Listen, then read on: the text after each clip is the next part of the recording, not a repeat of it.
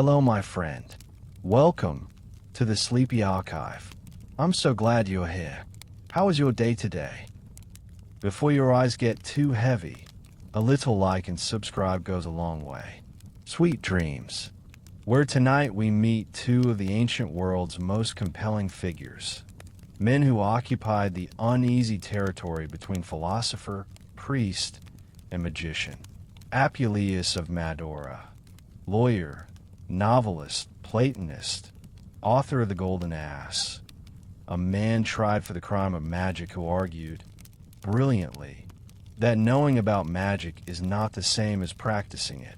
And Apollonius of Tyana, wandering sage and miracle worker, held up by certain pagans as a rival to Christ. Let's begin. One of the fullest and most vivid pictures of magic in the ancient Mediterranean world, which has reached us, is provided by the writings of Apuleius. He lived in the 2nd century of our era, and was not merely a rhetorician of great note in his day, and the writer of a romance which has ever since fascinated man, but also a Platonic philosopher, an initiate into many religious cults and mysteries, and a student of natural science and medicine. To him has been ascribed the Latin version of Asclepius, a supposititious dialogue of Hermes Trismegistus. No author perhaps ever more readily and complacently talked of himself than Apuleius. Yet it is no easy task to make out the precise facts of his life, partly because in his romance, The Metamorphoses, or The Golden Ass, he has hopelessly confused himself with the hero Lucius and introduced an autobiographical element of uncertain extent into what is in the main a work of fiction, partly because his apology, or defense when tried on the charge of magic at Ea, in Africa, is more in the nature of special pleading intended to refute and confound his accusers than of a frank confession or accurate history of his career. However, he appears to have been born at Madaura in North Africa, to have studied first at Carthage and then at Athens, to have visited Rome and wandered rather widely about the Mediterranean world, but to have spent more time altogether at Carthage than at any other one place. Besides the Metamorphoses and Apologia, with which we shall be chiefly concerned, for other works are extant which are regarded as genuine, the God of Socrates, the Dogma of Plato, Florida, and On the Universe.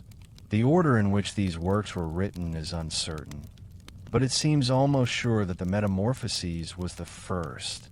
In it, Apuleius not only more or less identifies himself with the hero Lucius, who is represented as quite a young man, he also apologizes for his Latin and speaks of the difficulty with which he had acquired that language at Rome.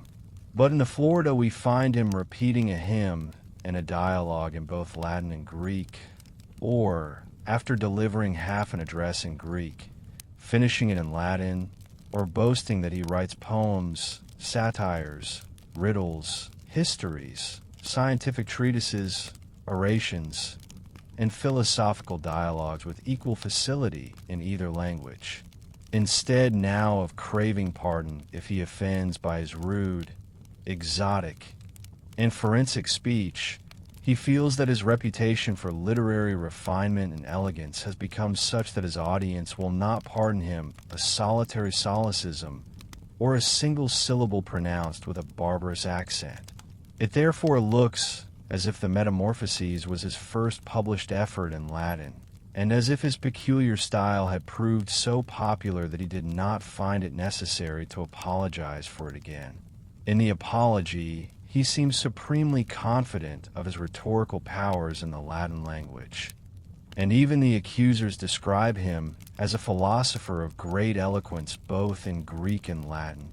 3 years before, in the same town, his first public discourse had been greeted with shouts of insignitor, and many in the audience at the time of his trial can still repeat a passage from it on the greatness of Aesculapius.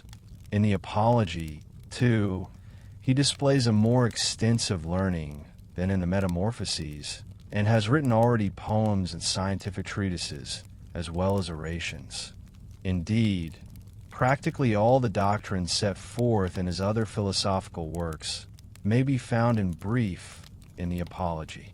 Moreover, while in the Metamorphoses Apuleius ends the narrative with what seems to be his own comparatively recent initiation into the mysteries of Isis in Greece and of Osiris at Rome, in the Apology he speaks of having been initiated in the past into all sorts of sacred rites.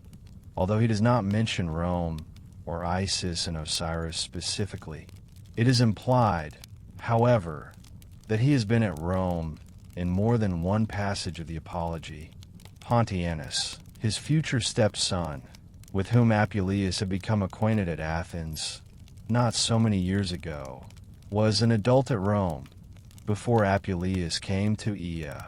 After they had met again at Aea and had both married there, Apuleius gave Pontianus a letter of introduction to the proconsul Laulianus of Vitus at Carthage, of whom he says, "I have known intimately many cultured men of Roman name in the course of my life, but have never admired anyone as much as him." Perhaps Apuleius may have met Laulianus at Carthage, but in the Florida, in a panegyric on Scipio Orfitus, proconsul of Africa in 163 to 164 A.D., he alludes to the time when I moved among your friends in Rome. All this fits in nicely with the statements in the closing chapters of the Metamorphoses concerning his rising fame as an orator in the courts of law and the laborious doctrine of my studies at Rome. We may therefore reconstruct the course of events as follows. After meeting Pontianus at Athens and concluding his studies in Greece, Apuleius came to Rome, where he remained for some time, perfecting his Latin style, engaging in forensic oratory, and publishing the Metamorphoses. Pontianus, who was younger than Apuleius, either accompanied or followed his friend to Rome, in which city he was still residing after Apuleius had returned to Africa.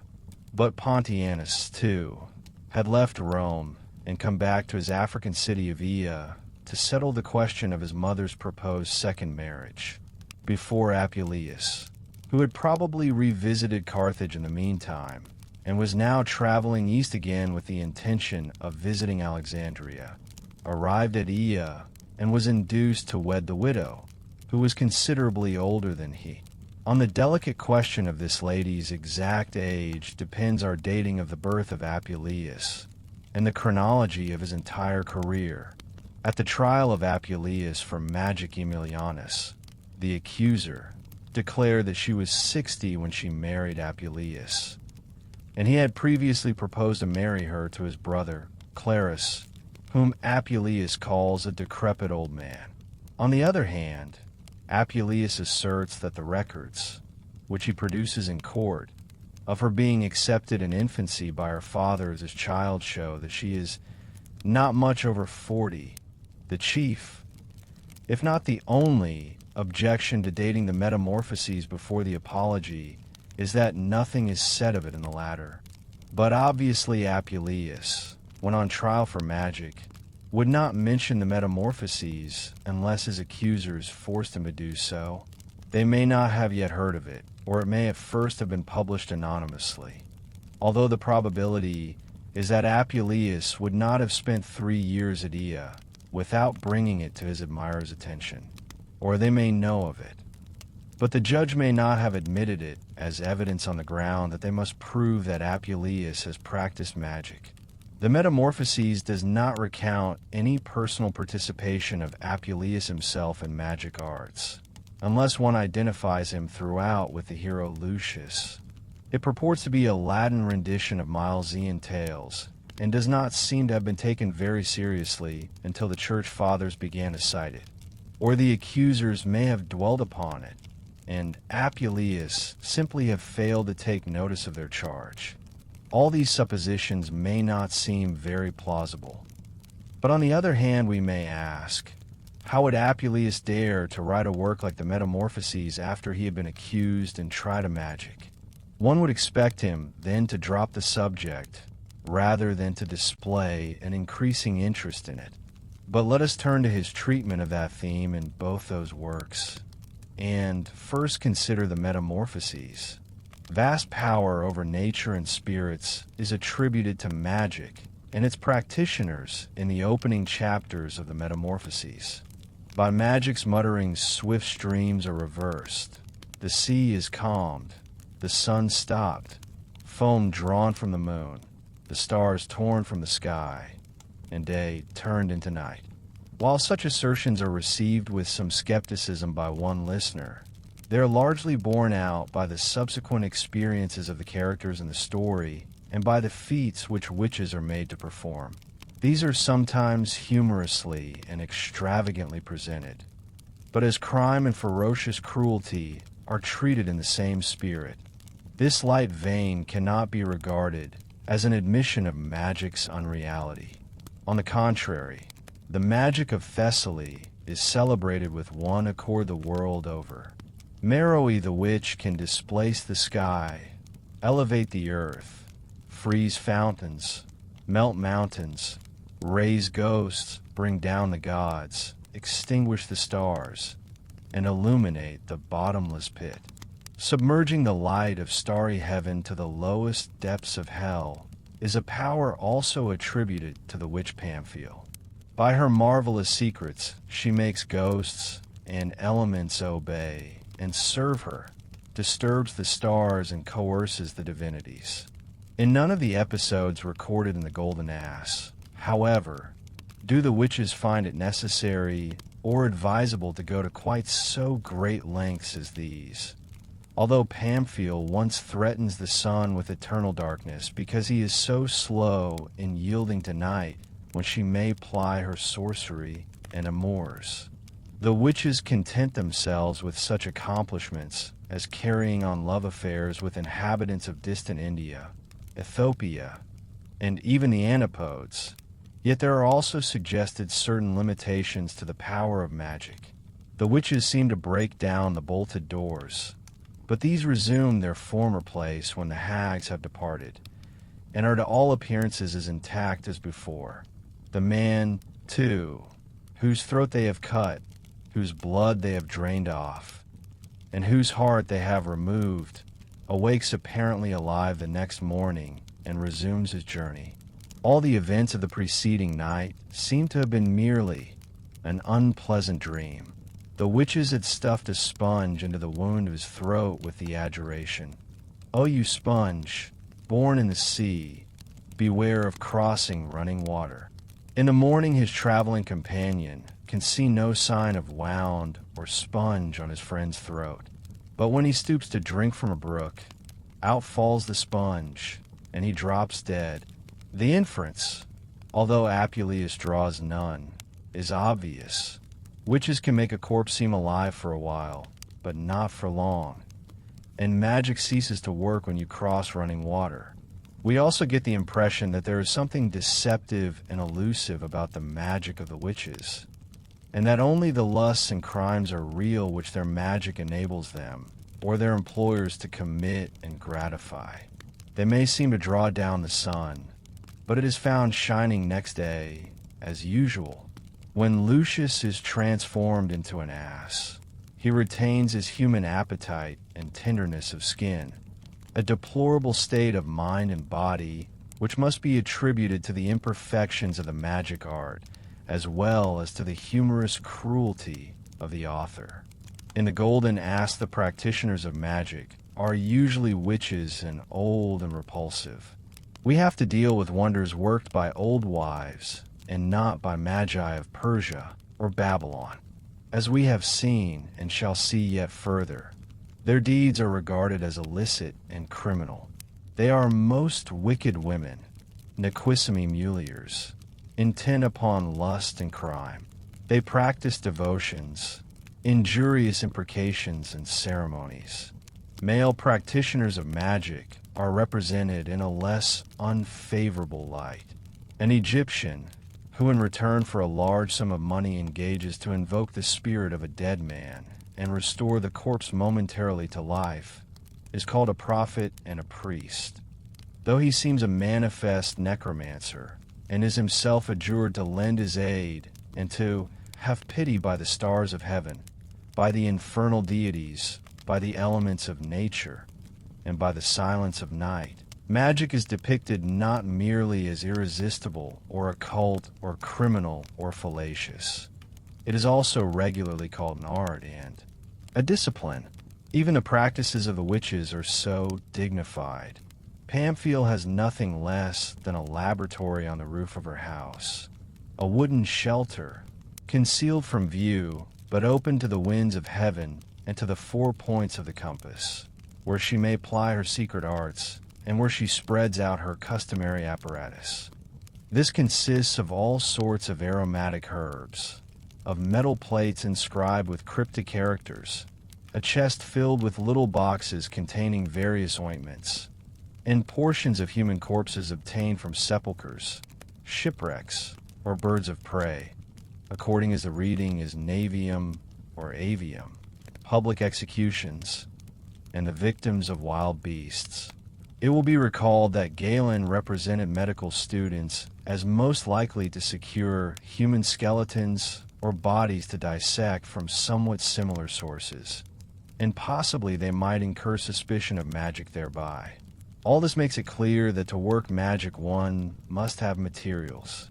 The witches seem especially avid for parts of the human body. Pamphile's sends her maid, Fotis, to the barber's shop to try to steal some cuttings of the hair of a youth of whom she is enamored. And another story is told of witches who by mistake cut off and replaced with wax the nose and ears of a man guarding the corpse instead of those of the dead body. Other witches who murdered a man carefully collected his blood in a bladder and took it away with them. But parts of other animals are also employed in their magic, and stones as well as varied herbs and twigs. In trying to entice the beloved Boeotian, youth Pamphile used still quivering entrails and poured libations of spring water, milk, and honey, as well as placing the hairs, which she supposed were his, with many kinds of incense upon live coals. To turn herself into an owl, she anointed herself from top to toe with ointment from one of her little boxes, and also made much use of a lamp.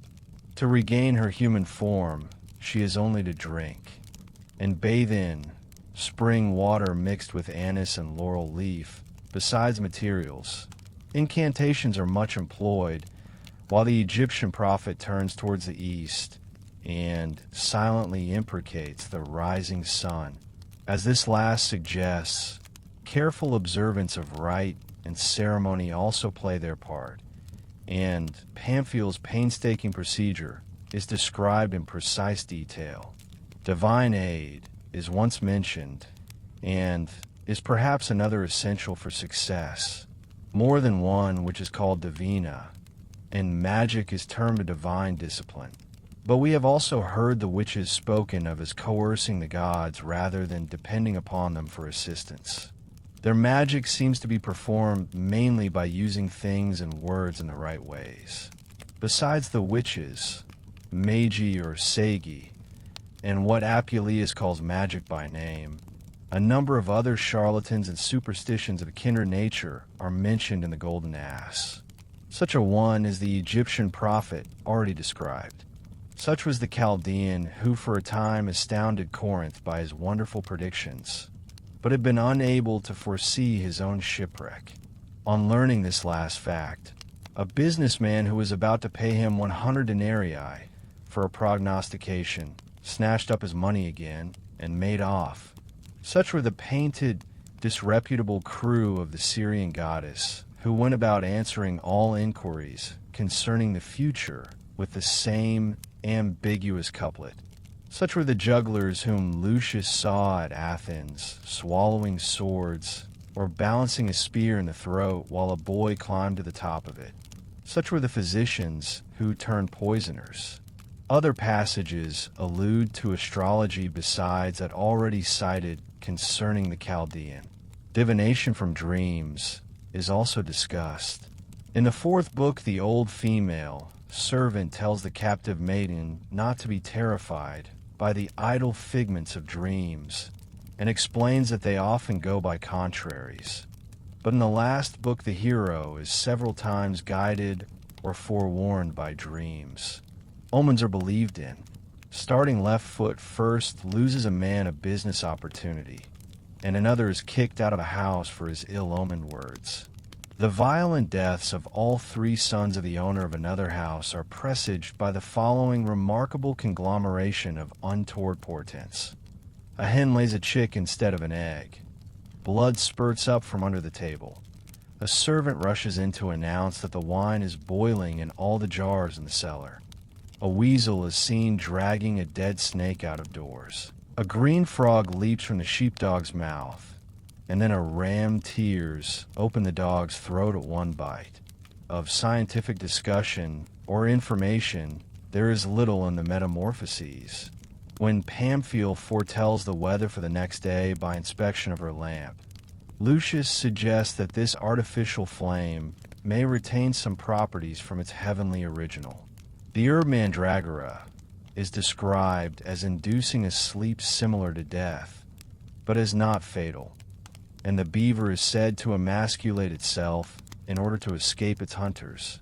We should feel lost without mention of a dragon in a book of this sort, and one is introduced who is large enough to devour a man. It is interesting to note for purposes of comparison, inasmuch as we shall presently take up the life of Apollonius of Tyana, a Neo-Pythagorean, and later shall learn from the recognitions of Clement that the Apostle Peter was accustomed to bathe at dawn in the sea, that Lucius, while still in the form of an ass, in his zeal for purification plunged into the sea and submerged his head beneath the waves 7 times, because the divine Pythagoras had proclaimed that number as especially appropriate to religious rites. It has been said that the Golden Ass is the first book in European literature showing piety in the modern sense, and the most disreputable adventures of Lucius lead, it is true, in the end to a religious climax. But, adds Professor Duncan B. MacDonald, few books, in spite of fantastic gleams of color and light, move under such leaden-weighted skies as the Golden Ass. There is no real God in that world. All things are in the hands of enchanters. Man is without hope for here and hereafter. Full of yearnings he struggles and takes refuge in strange cults. While magic plays a larger part in the Golden Ass than in any other extant Greek romance, it is not unusual in the others to find the hero and heroine exposed to perils from magicians, or themselves falsely charged with magic, as in the Ethiopica of Heliodorus, where Charicles is condemned to be burned on a charge of poisoning. In the Christian romances, too, as the recognitions will show us later, there are plenty of allusions to magic and demons. Meanwhile, we are reminded that in the Roman Empire accusations of magic were made not merely in storybooks but in real life by the trial for magic of the author of the Metamorphoses himself. And we next turn to the Apology which he delivered upon that occasion. The Apologia has every appearance of being preserved just as it was delivered and perhaps as it was taken down by shorthand writers. It does not seem to have undergone the subsequent revision to which Cicero subjected some of his orations. It must have been hastily composed, since Apuleius states that it has been only 5 or 6 days since the charges were suddenly brought against him, while he was occupied in defending another lawsuit brought against his wife. There also are numerous apparently extempore passages in the oration, notably those where Apuleius alludes to the effect which his statements produce, now upon his accusers, now upon the proconsul sitting in judgment. From the Florida we know that Apuleius was accustomed to improvise. Moreover, in the Apology certain statements are made by Apuleius which might be turned against him with damaging effect and which he probably would have omitted had he had the leisure to go over his speech carefully before the trial. For instance, in denying the charge that he had caused to be made for himself secretly out of the finest with a horrible magic figure in the form of a ghost or skeleton, he declares that it is only a little image of Mercury made openly by a well-known artisan of the town.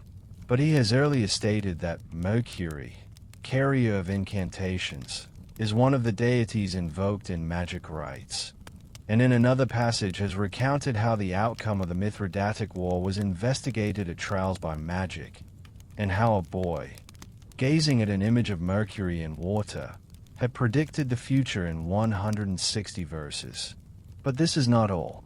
In a third passage he actually quotes Pythagoras to the effect that Mercury ought not to be carved out of every kind of wood. If in the Metamorphoses the practice of magic is imputed chiefly to old wives, in the Apologia main concern of Apuleius is to defend philosophers in general and himself in particular from the calumny of magic. Epimenides, Orpheus, Pythagoras, Arstanes, Empedocles, Socrates, and Plato have been so suspected, and it consoles Apuleius in his own trial to reflect that he is but sharing the undeserved fate of so many and such great men. In this connection, he states that those philosophers who have taken an especial interest in theology, who investigate the providence of the universe too curiously and celebrate the gods too enthusiastically, are the ones to be suspected of magic, while those who devote themselves to natural science pure and simple are more liable to be called irreligious atheists. But what is it to be a magician? Apuleius asks the accusers, and therewith we face again the question of the definition of magic, and Apuleius gradually answers his own query in the course of the oration. Magic, in the ordinary use of the word, is described in much the same way as in the Metamorphoses. It has been prescribed by Roman law since the 12 Tables. It is hideous and horrible. It is secret and solitary. It murmurs its incantations in the darkness of the night. It is an art of ill repute, of illicit evil deeds, of crimes and enormities. Instead of simply calling it magia, Apuleius often applies to it the double expression, magica maleficia. Perhaps he does this intentionally. In one passage he states that he will refute certain charges which the accusers have brought against him. First, by showing that the things he's been charged with have nothing to do with magic. And second, by proving that, even if he were a magician, there was no cause or occasion for his having committed any maleficium in this connection. That is to say, maleficium, literally an evil deed, means an injury done another by means of magic art. The proconsul sitting in judgment takes a similar view and has asked the accusers. Apuleius tells us, when they asserted that a woman had fallen into an epileptic fit in his presence, and that this was due to his having bewitched her, whether the woman died, or what good her having a fit did Apuleius. This is significant as hinting that Roman law did not condemn a man for magic, unless he were proved to have committed some crime or made some unjust gain thereby. Does Apuleius, for his part, mean to suggest a distinction between magia and magica maleficia, and to hint, as he did not do in the Metamorphoses, that there is a good as well as a bad magic? He cannot be said to maintain any such distinction consistently. Often in the Apologia magia alone, as well as maleficium, is used in a bad sense. But he does suggest such a thought, and once voices it quite explicitly, if he says, as I have read in many authors, Magus in the Persian language corresponds to the word sacerdos in ours. What crime, pray, is it to be a priest and duly know and understand and cherish the rules of ceremonial, the sacred customs, the laws of religion? Plato describes magic as part of the education of the young Persian prince by the 4 wisest and best men of the realm, one of whom instructs him in the magic of Zoroaster, which is the worship of the gods. Do you hear, you who rashly charge me with magic, that this art is acceptable to the immortal gods, consists in celebrating and reverencing them, is pious and prophetic, and long since was held by Zoroaster and Oromazes, its authors, to be noble and divine.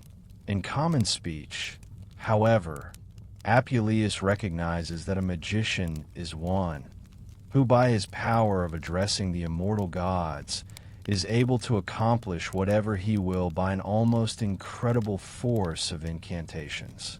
But anyone who believes that another man possesses such a power as this should be afraid to accuse him, says Apuleius, who thinks by this ingenious dilemma to prove the insincerity of his accusers. Nevertheless, he presently mentions that Mercury, Venus, Luna, and Trivia are the deities usually summoned in the ceremonies of the magicians. It will be noted that Apuleius connects magic with the gods and religion more in the Apology than in the Metamorphoses. There his emphasis was on the natural materials employed by the witches and their almost scientific laboratories. But in the Apology, both Persian magi and common magicians are associated with the worship or invocation of the gods, and it is theologians rather than natural philosophers who incur suspicion of magic. But it may be that the reason why Apuleius abstains in the Apology from suggesting any connection or confusion between magic and natural science is that the accusers have already laid far too much stress upon this point for his liking. He has been charged with the composition of a tooth powder, with use of a mirror, with the purchase of a sea hare, a poisonous mollusk, and 2 other fish appropriate from their obscene shapes and names for use as love charms. He is said to have had a horrible wooden image or seal constructed secretly for use in his magic, to keep other instruments of his art mysteriously wrapped in a handkerchief in the house, and to have left in the vestibule of another house where he lodged many feathers of birds and much soot on the walls. All these charges make it evident that natural and artificial objects are, as in the Metamorphoses, considered essential or at least usual in performing magic. Moreover, so ready have the accusers shown themselves to interpret the interest of Apuleius in natural science as an evidence of the practice of magic by him, that he sarcastically remarks that he is glad that they were unaware that he had read Theophrastus on beasts that bite and sting, and Nicander on the bites of wild beasts, usually called Theriaca, or they would have accused him of being a poisoner as well as a magician. Apuleius shows that he really is a student, if not an authority, in medicine and natural science. The gift of the tooth powder and the falling of the woman in a fit were incidents of his occasional practice of medicine, and he also sees no harm in his seeking certain remedies from fish. He repeats Plato's theory of disease from the Timaeus and cites Theophrastus's admirable work on epileptics. Mention of the mirror starts him off upon an optical disquisition in which he remarks upon theories of vision and reflection, upon liquid and solid, flat and convex, and concave mirrors, and cites the catoptrica of Archimedes. He also regards himself as an experimental zoologist and has conducted all his researches publicly. He procures fish in order to study them scientifically as Aristotle, Theophrastus, Eudemus, Lyco, and other pupils of Plato did. He has read innumerable books of this sort, and sees no harm in testing by experience what has been written. Indeed, he is himself writing in both Greek and Latin a work on natural questions, in which he hopes to add what has been omitted in earlier books, and to remedy some of their defects, and to arrange all in a handier and more systematic fashion. He has passages from the section on fishes in this work read aloud in court. Throughout the Apology, Apuleius occasionally airs his scientific attainments by specific statements and illustrations from the zoological and other scientific fields. Indeed, the presence of such allusions is as noticeable in the Apology as was their absence from the Metamorphoses. But they go to show that his knowledge was greater than his discretion, since for the most part they repeat familiar errors of contemporary science. We are told the story is also in Aristotle, Pliny, and Aelian, how the crocodile opens its jaws to have its teeth picked by a friendly bird, that the viper gnaws its way out of its mother's womb, that fish are spontaneously generated from slime, and that burning the stone gagates will cause an epileptic to have a fit. On the other hand, the skin shed by a spotted lizard is a remedy for epilepsy, but you must snatch it up speedily, or the lizard will turn and devour it, either for natural appetite or just because he knows that you want it. This tale, so characteristic of the virtues attributed to parts of animals and the human motives ascribed to the animals themselves, is taken by Apuleius from a treatise by Theophrastus entitled Jealous Animals.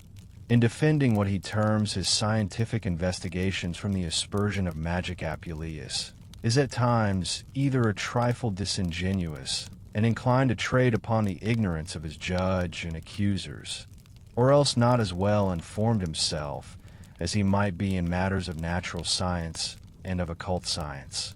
He contends that fish are not employed in magic arts, asks mockingly if fish alone possess some property hidden from other men and known to magicians, and affirms that if the accuser knows of any such, he must be a magician rather than Apuleius.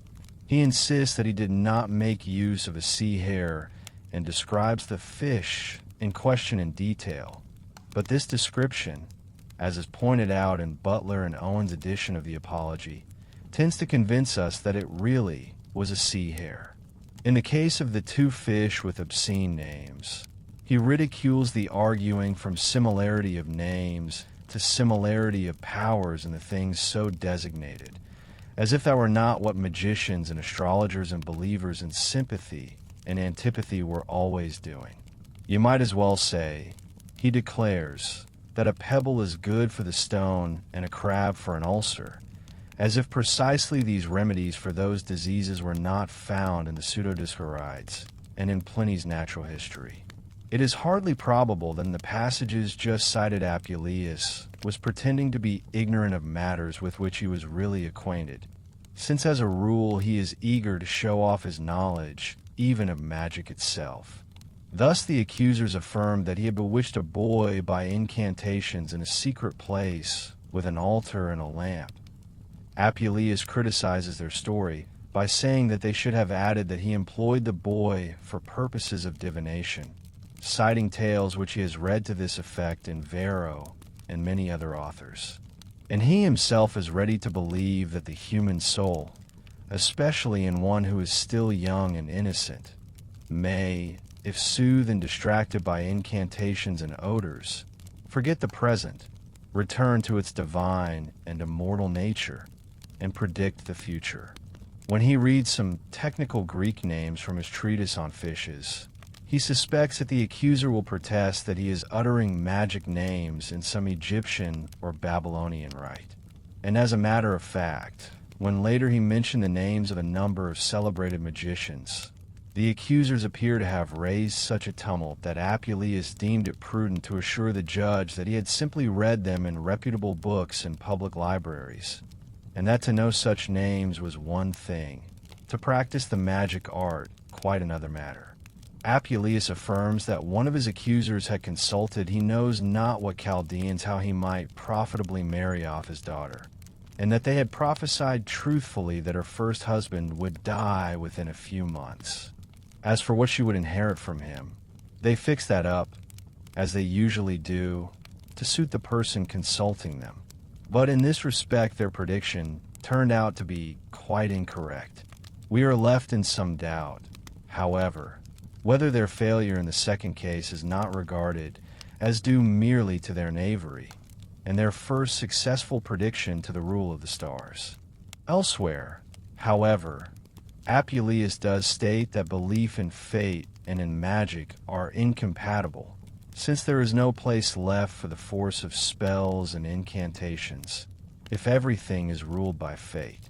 But in other extant works, he speaks of the heavenly bodies as visible gods, and Laurentius Laetus attributes astrological treatises to him. In one passage of the Apologia, Apuleius affirms his belief with Plato in the existence of certain intermediate beings or powers between gods and men, who govern all divinations and the miracles of the magicians. In the treatise on the god or demon of Socrates, he repeats this thought and tells us more of these mediators or demons. Their native element is the air, which Apuleius thought extended as far as the moon, just as Aristotle tells of animals who live in fire and are extinguished with it, and just as the fifth element, that divine and inviolable ether, contains the divine bodies of the stars. With the superior gods, the demons have immortality in common, but like mortals they are subject to passions and to feeling and capable of reason. But their bodies are very light and like clouds, a point peculiar to themselves. Since both Plutarch and Apuleius wrote essays on the demon of Socrates, and both derived, or thought that they derived, their theories concerning demons from Plato, it is interesting to note some divergences between their accounts. Apuleius confines them to the atmosphere beneath the moon more exclusively than Plutarch does. Unlike Plutarch, he represents them as immortal, not merely long-lived, and he has more to say about the substance of their bodies and less concerning their relations with disembodied souls. Apuleius would have been a well-known name in the Middle Ages, if only indirectly through the use made by Augustine in the City of God of the Metamorphoses in describing magic, and of the De Deo Socrates in discussing demons. He also speaks of Apuleius in 3 of his letters, declaring that for all his magic arts he could win neither a throne nor judicial power. Augustine was not quite sure whether Apuleius had actually been transformed into an ass or not. A century earlier, Lactantius spoke of the many marvels remembered of Apuleius. That manuscripts of the Metamorphoses, Apologia in Florida were not numerous until after the 12th and 13th centuries may be inferred from the fact that all the extant manuscripts seem to be derived from a single one of the later 11th century, written in a Lombard hand, and perhaps from Monte Cassino. The article on Apuleius in Pauli and Wissowa states that the best manuscripts of his other works are an 11th century codex at Brussels and a 12th century manuscript at Munich, but does not mention a 12th century manuscript of the De Deo Socrates in the British Museum. Another indication that in the 12th century there were manuscripts of Apuleius in England or at Chartres in Paris is that John of Salisbury borrows from the De Dogmate Platonis in his De Nugis Curialium. In the earlier Middle Ages there was ascribed to Apuleius a work on herbs of which we shall treat later. Philostratus's life of Apollonius of Tyana compared with Apuleius. Philostratus's sources, time and space covered. Philostratus's audience, object of the life. Apollonius charged with magic. A confusion of terms. The Magi and magic. Apollonius and the Magi. Philostratus on wizards. Apollonius and wizards. Quacks and old wives. The Brahmins. Marvels of the Brahmins. Magical methods of the Brahmins. Medicine of the Brahmins. Some signs of astrology. Interest in natural science. Natural law or special providence. Cases of skepticism. Anecdotes of animals. Dragons of India. Occult virtues of gems. Absence of number mysticism. Mantike or the art of divination. Divining power of Apollonius. Dreams. Interpretation of omens. Animals and divination. Divination by fire. Other so-called predictions. Apollonius and the demons. Not all demons are evil. Philostratus's faith in demons. The ghost of Achilles, healing the sick and raising the dead. Other marvels. Golden Rhinax and the Iynx. Why named Iynx? Apollonius in the middle. Ages. Some 50 years after the birth of Apuleius occurred that of Philostratus, whose career and interests were somewhat similar, although he came from the Aegean island of Lemnos instead of the neighborhood of Carthage, and wrote in Greek rather than Latin. But like Apuleius, he was a student of rhetoric, and went first to Athens and then to Rome. The resemblance is perhaps closer between Apuleius and Apollonius of Tyana, whose life Philostratus wrote, and of whom we know more than of his biographer. Like Apuleius, Apollonius had to defend himself in court against the accusation of magic, and Philostratus gives us what purports to be his Apologia on that occasion. 2 centuries afterwards, Augustine, in one of his letters, names Apollonius and Apuleius as examples of men who were addicted to the magic art and who, the pagans said, performed greater miracles than Christ did. A century before Augustine, Lactantius states that a certain philosopher who had vomited forth 3 books against the Christian religion and name had compared the miracles of Apollonius favorably with those of Christ. Lactantius marvels that he did not mention Apuleius as well. Like Apuleius, Apollonius was a man of broad learning who traveled widely and sought initiation into mysteries and cults. Apuleius was a Platonist, Apollonius a Pythagorean. We may also note a resemblance between the Metamorphoses and the life of Apollonius. Both seem to elaborate earlier writings, and both have much to say of transformations, wizards, demons, and the occult. The life of Apollonius of Tyana, however, must be taken more seriously than the Metamorphoses. If the African's work is a rhetorical romance embodying a certain autobiographical element, a Milesian tale to which personal religious experiences are annexed, then the work by Philostratus is a rhetorical biography with a tinge of romance and a good deal of sermonizing. Philostratus composed the life of Apollonius about 217 AD at the request of the learned wife of the Emperor Septimius Severus, to whose literary circle he belonged. The empress had come into possession of some hitherto unknown memoirs of Apollonius by a certain Damis of Nineveh, who had been his disciple and had accompanied him upon many of his travels. Some member of Damis's family had brought these documents to the empress's attention. Some scholars inclined to the view that she was deceived by an impostor, but it hardly seems that there would be sufficient profit in the venture to induce anyone to take the pains to forge such memoirs. Also, I can see no reason why a contemporary of Apollonius should not have said and believed everything which Philostratus represents Damis as saying.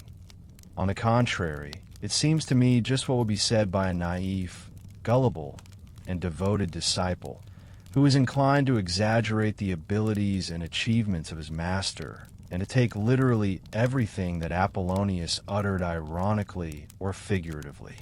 Other accounts of Apollonius were already in existence by Maximus of Ege, where Apollonius had spent part of his life, and by Morigenes, but the memoirs of Damis seem to have offered much new material.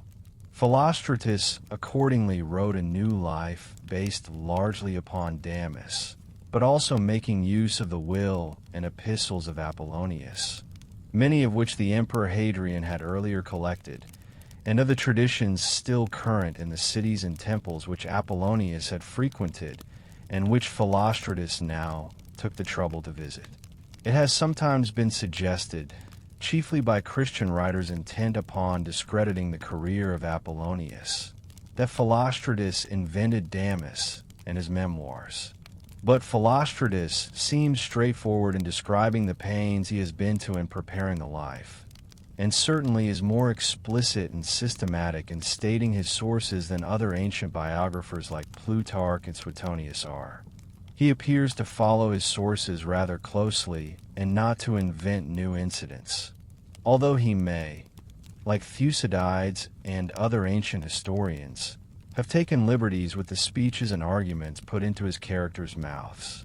And through the work, despite his belief in demons and marvels, he now and then gives evidence of a moderate and skeptical mind, at least for his times.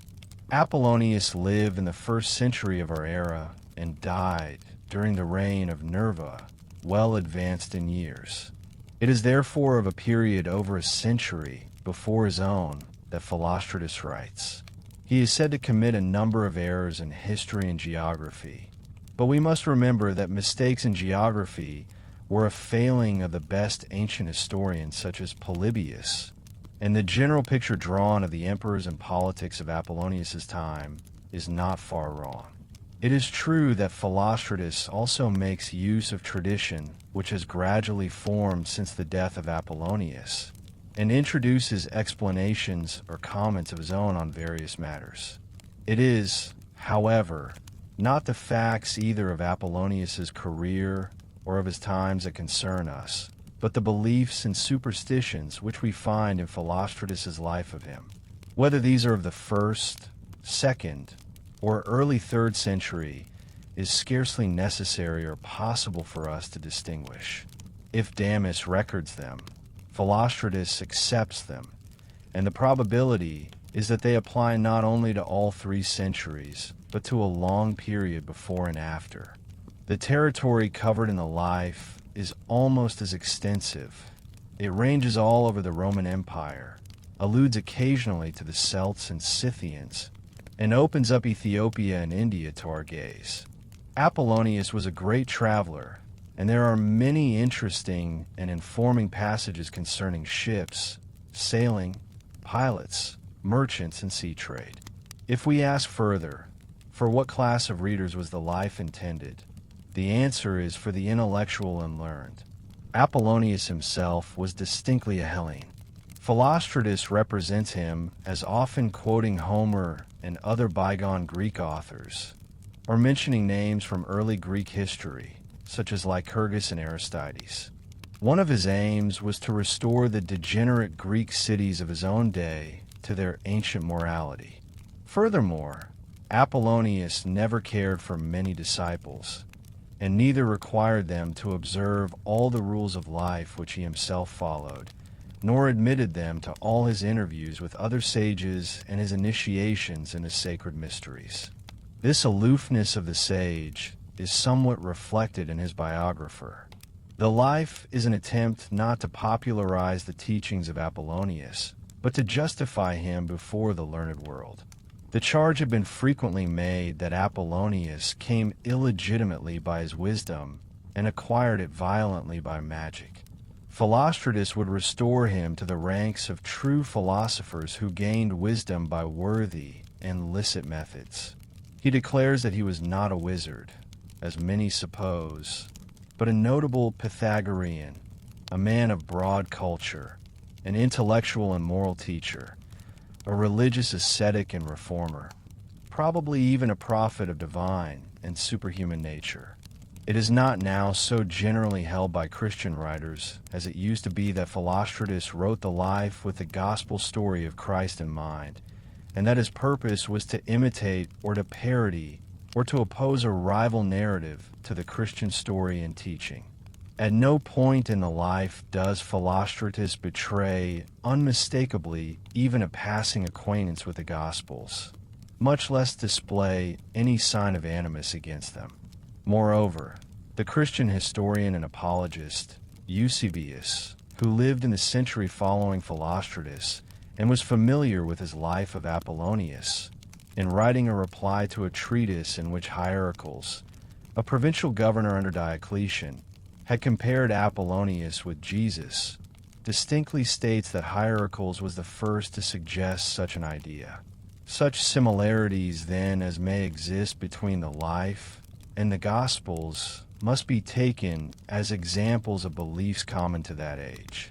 Apollonius was accused of sorcery or magic during his lifetime by the rival philosopher Euphrates.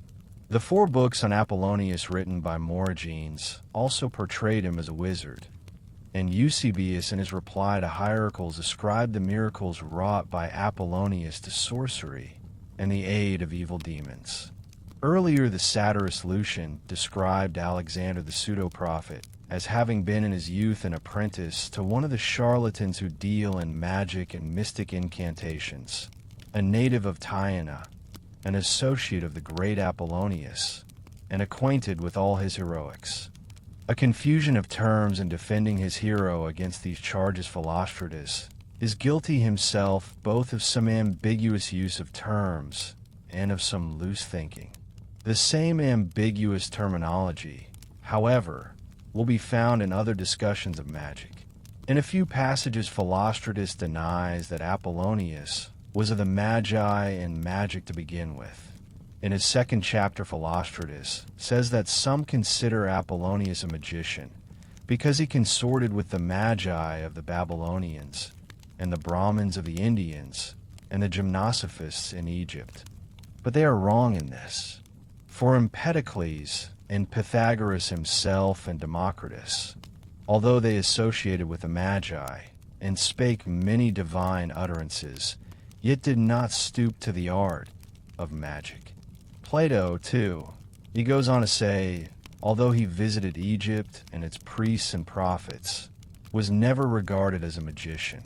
In this passage, then, Philostratus closely associates the Magi with the magic art, and I am not sure whether the last Magi should not be magicians.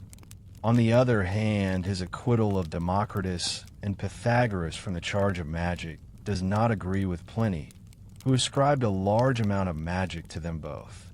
Apollonius himself evidently did not regard the Magi whom he met in Babylon and Susa as evil magicians. One of the chief aims of his scheme of Oriental travel was to acquaint himself thoroughly with their lore. He wished to discover whether they were wise and divine things, as they were said to be. Sacrifices and religious rites were performed under their supervision.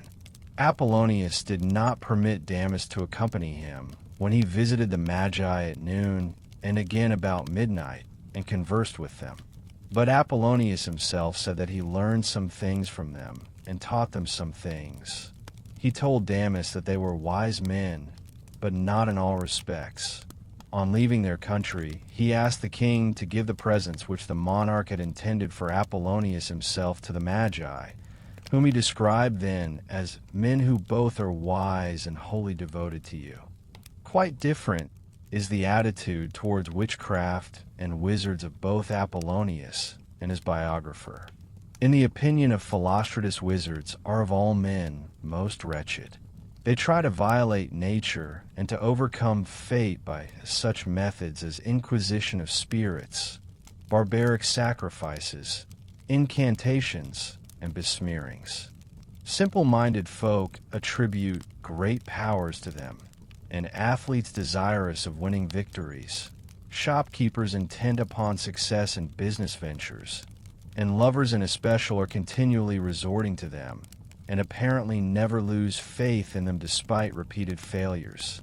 Despite occasional exposure or ridicule of their methods in books and writing, and despite the condemnation of witchcraft both by law and nature.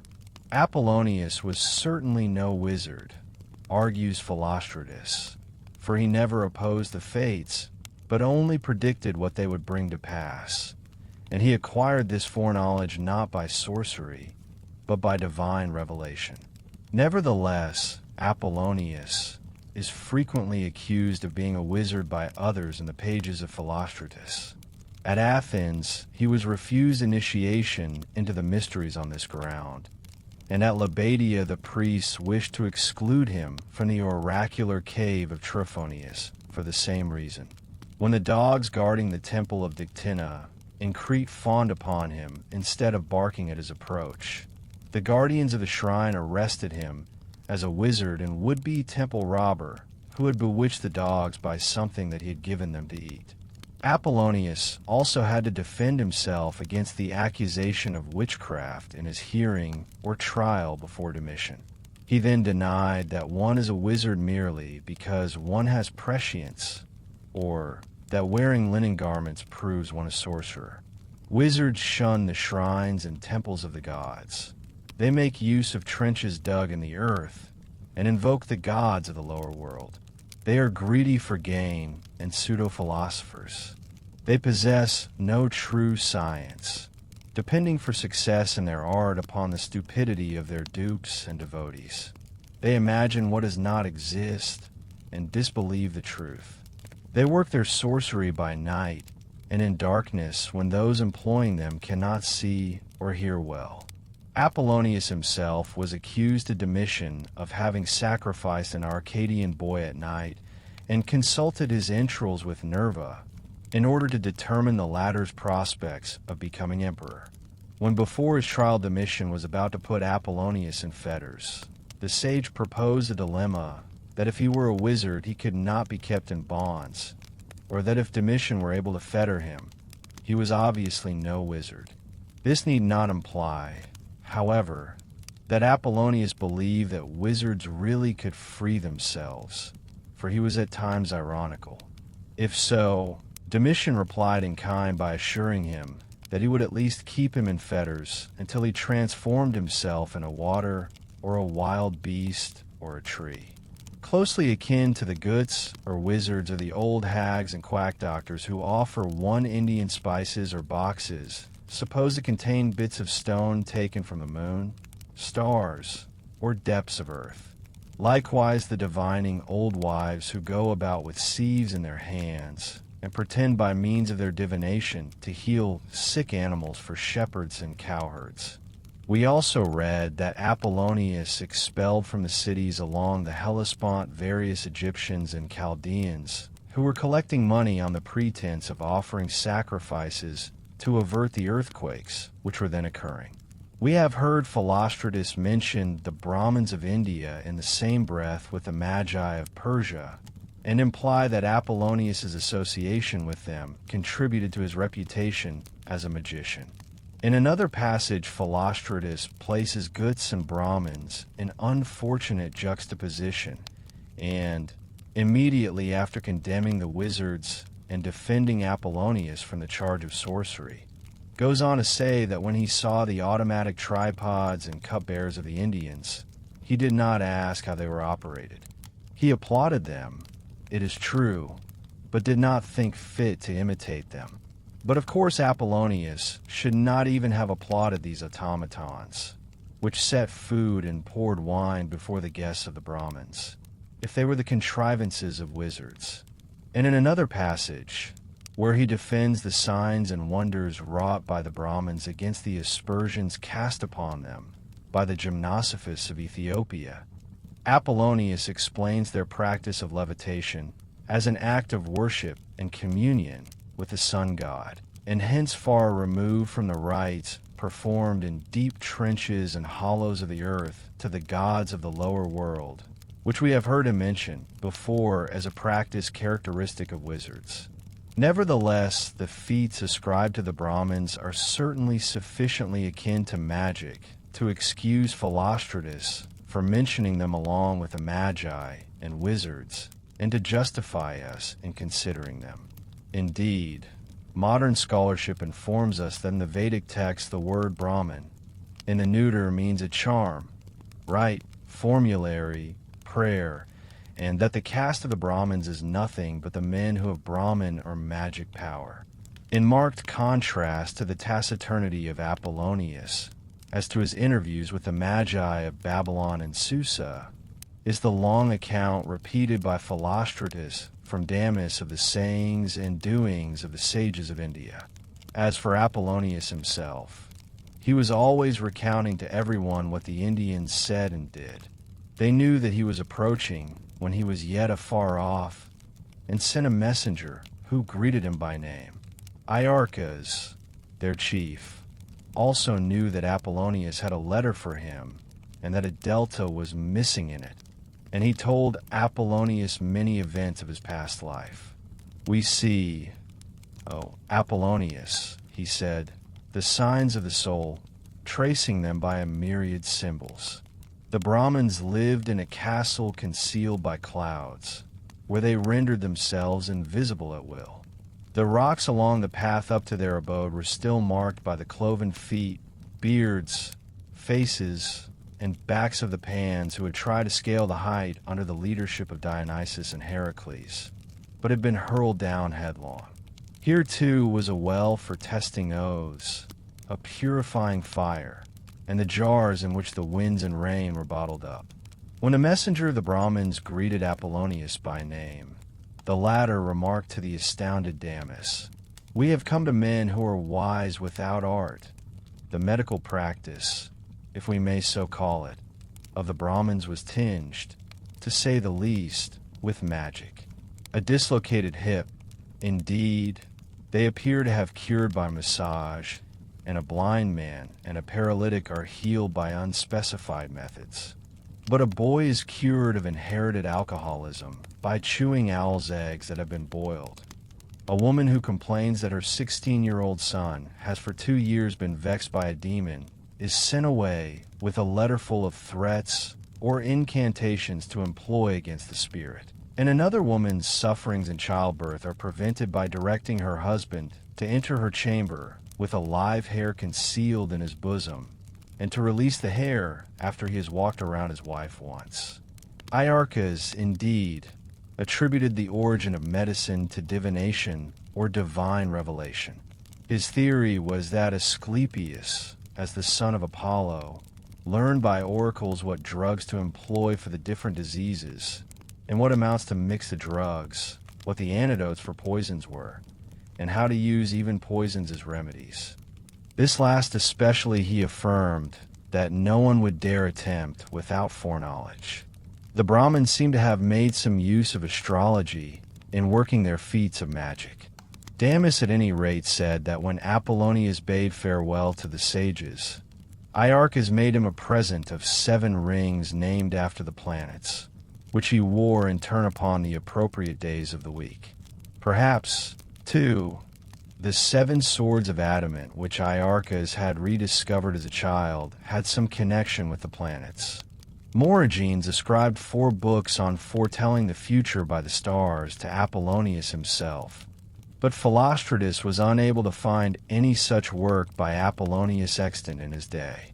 And unless it be an allusion to Chaldeans, which we have already noted, there is no further mention of astrology in Philostratus's life, a rather remarkable fact considering that he wrote for the court of Septimius Severus, the builder of the Septizonium. The philosopher Euphrates, who is represented by Philostratus as jealous of Apollonius, once advised the Emperor Vespasian, when Apollonius was present, to embrace natural philosophy, or a philosophy in accordance with natural law, but to beware of philosophers who pretended to have secret intercourse with the gods. There was justification in the latter charge against Apollonius, but it should not be assumed that his mysticism rendered him unfavorable to natural science. On the contrary, he is frequently represented by Philostratus as whiling away the time along the road by discussing with Damis such natural problems as the delta of the Nile or the tides at the mouth of the Guadalquivir. He was especially interested in the habits of animals and the properties of gems. Vespasian was fond of listening to his graphic stories of the rivers of India and the animals of that country, as well as to his statements of what the gods revealed concerning the empire. Some of the questions which Apollonius put to the Brahmins concern nature.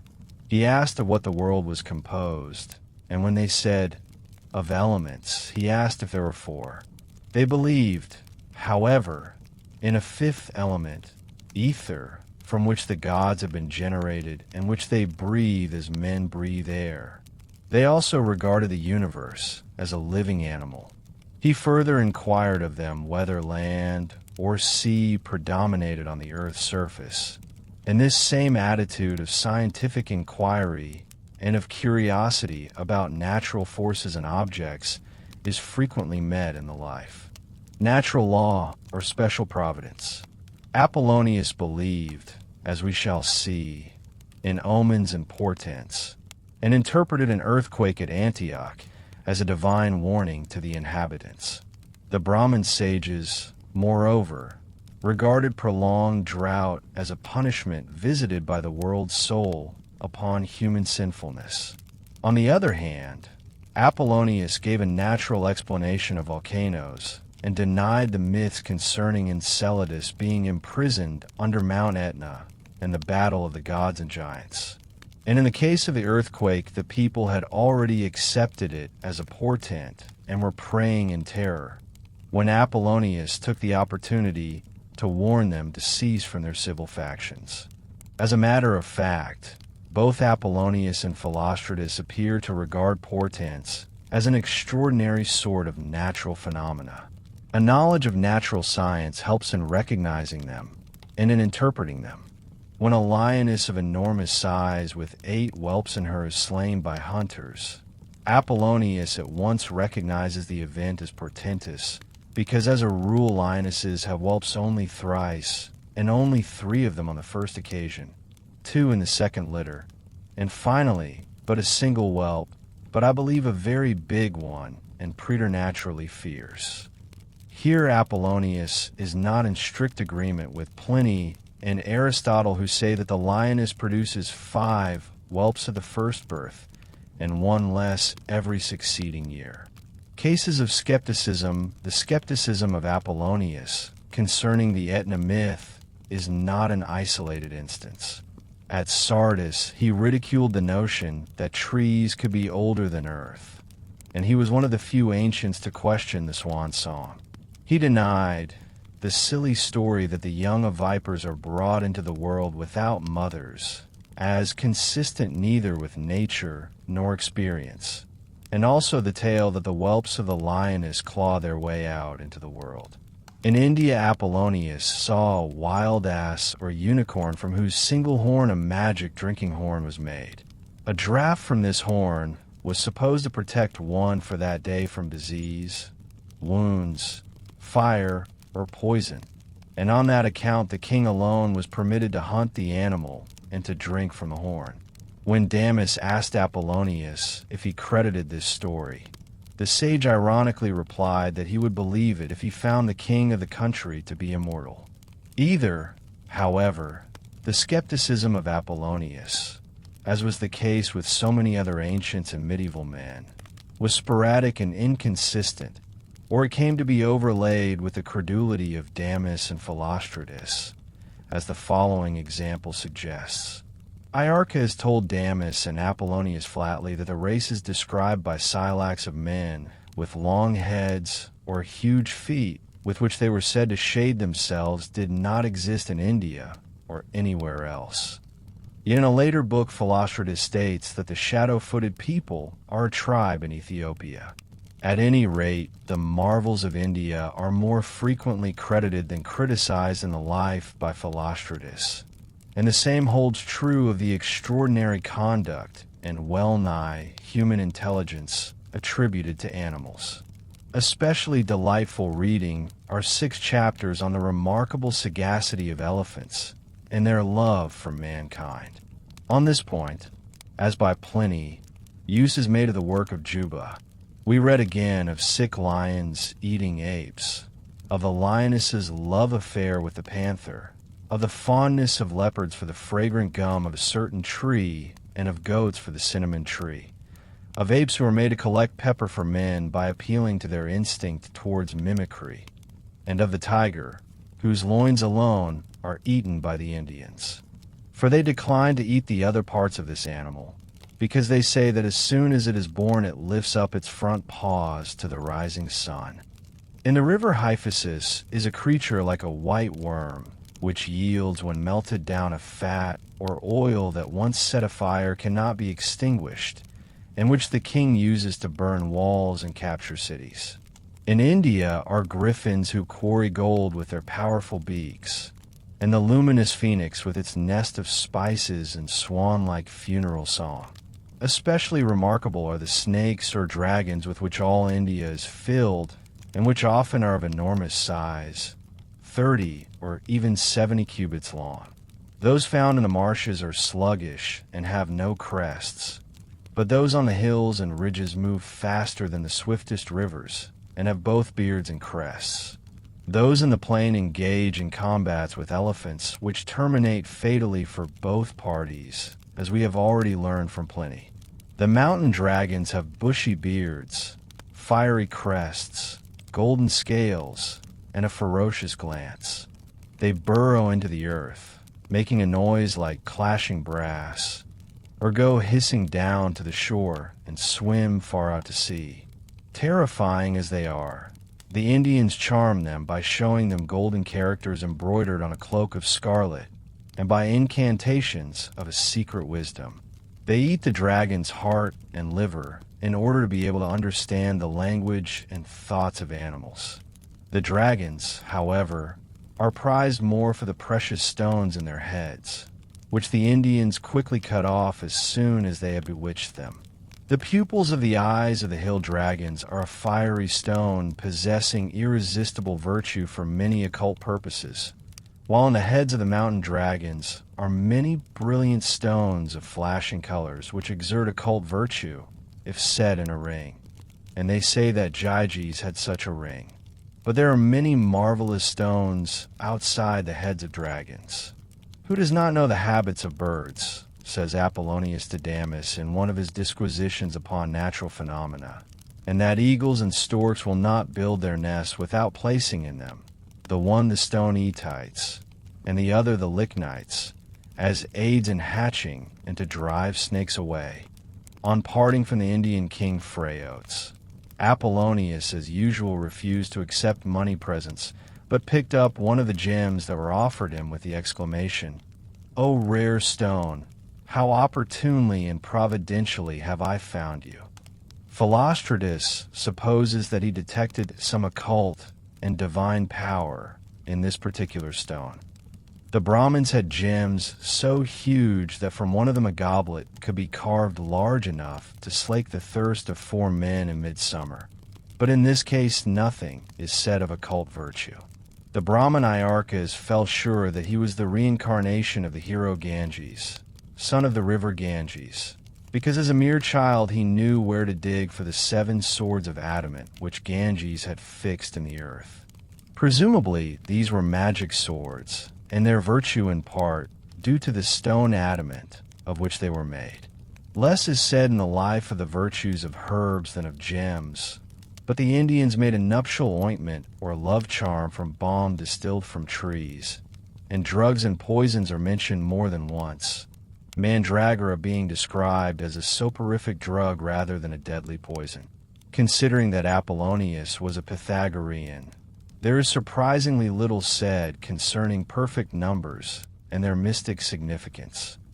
Aside from the 7 rings and 7 swords already mentioned, about the only instance is the question asked by Apollonius whether 18, the number of the Brahmin sages at the time of his visit, had any especial importance. He remarked that 18 was not a square, nor a number usually held in esteem and honor like 10, 12, and 16.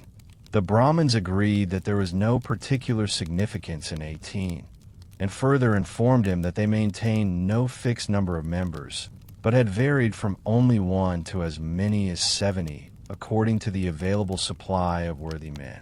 If Philostratus denies that Apollonius was a magician, he does depict him as endowed with prophetic gifts, with power over demons, and with secret wisdom.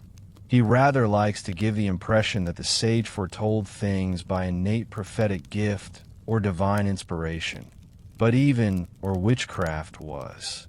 Iarchas the Brahmin says that those who delight in mantike become divine thereby, and contribute to the safety of mankind. Apollonius himself, when condemning wizards as pseudo-wise, made the reservation that mantike, if true in its predictions, was not a pseudo-science, although he professed ignorance whether it could be called an art or not. He denied that he practiced it when he was examined by Tigellinus, the favorite of Nero, who was persecuting philosophers on the ground that they were addicted to mantike. His accusers before Domitian again adduced his alleged practice of divination as evidence that he was a wizard. If Apollonius practiced neither wizardry nor mantike, the question arises how he was able to foretell the future. In his trial before Domitian, he did not attempt to deny that he had predicted the plague at Ephesus, but attributed his sense of the coming disaster to his abstemious diet, which kept his senses clear and enabled him to see, as in an unclouded mirror, all that is happening or about to occur. For he was credited with knowledge of distant events the moment they occurred, as well as with foreknowledge of the future. Thus at Ephesus he was aware of the assassination of Domitian at Rome, and at Tarsus, although he arrived after the incident had occurred, he was able to describe and to find a mad dog by whom a boy had been bitten. Iarchas told Apollonius that health and purity were requisite for divination, and Apollonius in turn in recounting his life story to the naked sages of Egypt, represented the Pythagorean philosophy as appearing before him and promising, "And when you are pure, I will grant you the faculty of foreknowledge." Apollonius often was warned by dreams. When he dreamt of fish who were cast gasping upon dry land, and who appealed for succor to a dolphin swimming by, he knew that he ought to visit and restore the graves and assist the descendants of the Eretrians whom Darius had taken captive to the Persian kingdom over 5 centuries before. Another dream he interpreted as a command to visit Crete. In defending his linen apparel before Domitian, he declared, "It is a pure substance under which to sleep at night, for to those who live as I do, dreams bring the truest of their revelations." He was not the only dreamer of the time, however, and when some of his followers were afraid to accompany him to Rome in Nero's reign, they made warning dreams their excuse for deserting him. It has been seen that Apollonius not only had prophetic dreams, but was skillful in interpreting them. He was equally adept in explaining the meaning of omens. The dead lion with her 8 unborn whelps he took as a sign that Damis, and he would remain a year and 8 months in that land. When Damis objected that Homer interpreted the sparrow and her 8 nestlings whom the snake devoured as 9 years' duration of the Trojan War, Apollonius retorted that the birds had been hatched, but that the whelps, being yet unborn, could not signify complete years. On another occasion, he interpreted the birth of a 3-headed child as a sign of the year of the 3 emperors. Such interpretation of dreams and omens suggests an art or arts of divination rather than foreknowledge by direct divine inspiration. So, does the passage in which Apollonius informs Domitian, when accused before him of having divined the future by sacrificing a boy, that human entrails are inferior to those of animals for purposes of divination, since the beasts are less perturbed by knowledge of their approaching death? Apollonius himself would not sacrifice even animal victims, but he enlarged his powers of divination during his sojourn among the Arab tribes by learning to understand the language of animals and to listen to the birds as these predict the future. The Arabs acquire this power by eating, some say the heart, others the liver, of dragons, a fact which gave the church historian Eusebius an opportunity to charge Apollonius with having broken his taboo of animal flesh.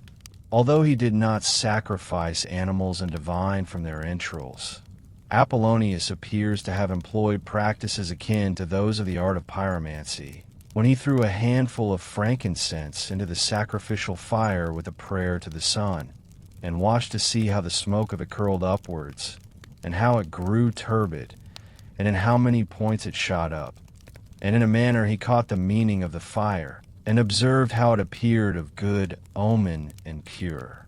Again he visited an Egyptian temple, and sacrificed an image of a bull made of frankincense, and told the priest that if he really understood the science of divination by fire, it should be added that only a very ardent admirer of Apollonius, or an equally ardent seeker after prophecies, would see anything prophetic in some of the apparently chance remarks of the sage, which have been perverted into predictions. At Ephesus, he did not actually predict the plague, which had already begun to spread, judging from the account of Philostratus, but rather warned the heedless population to take measures to prevent its becoming general. When visiting the Isthmus of Corinth, he began to say that it would be cut through, an idea which had doubtless occurred again and again to many, but then said that it would not be cut through. This saying, if somewhat vacillating, state of mind received confirmation soon afterwards when Nero attempted an Isthmian canal but left it uncompleted. Another similarly ambiguous utterance was elicited from Apollonius by an eclipse of the sun accompanied by thunder. There shall be some great event, and there shall not be. This was believed to receive miraculous fulfillment 3 days later, when a thunderbolt dashed the cup out of which Nero was drinking from his hands, but left him unharmed. Once Apollonius saved his life by changing from a ship which sank soon afterwards to another vessel. An instance of more specific prophecy is the case of the consul Aelian, who testified that when he was but a tribune under Vespasian, Apollonius took him aside and told him his name and country and parentage. "And you foretold to me that I should hold this high office, which is accounted by the multitude the highest of all."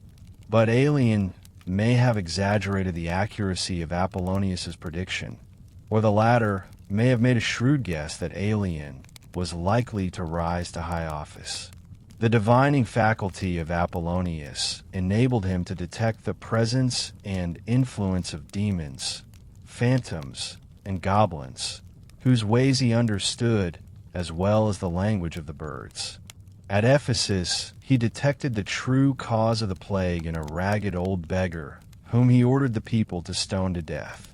At this command, the blinking eyes of the aged mendicant suddenly shot forth malevolent and fiery gleams and revealed his demon character. Afterwards, when the people removed the stones, they found underneath, pounded to a pulp, an enormous hound still vomiting foam as mad dogs do. Later, when accused of magic before Domitian, Apollonius requested that the emperor question him in private about the causes of this pestilence at Ephesus, which he said were too deep to be discussed publicly. And earlier in the reign of Nero, when asked by Tigellinus how he got the better of demons and phantasms, he evaded the question by a saucy retort. On one occasion, however, we are told that he got rid of a ghostly apparition by heaping abuse upon it, and a satyr, who remained invisible but created annoyance by running amok through the camp, he disposed of by the expedient of filling a trough with wine and letting the spirit get drunk on it. When the wine had all disappeared, Apollonius led his companions to the cave of the nymphs, where the satyr was now visible in a drunken sleep. And so Apollonius fades into the medieval manuscripts, his name attached to astrological images across a dozen centuries. Perhaps corrupted, perhaps transformed, certainly never entirely forgotten. In the long transmission of ancient wisdom, one can never be entirely certain what survives and what has simply changed its name. Good night, and thank you for listening to the Sleepy Archive.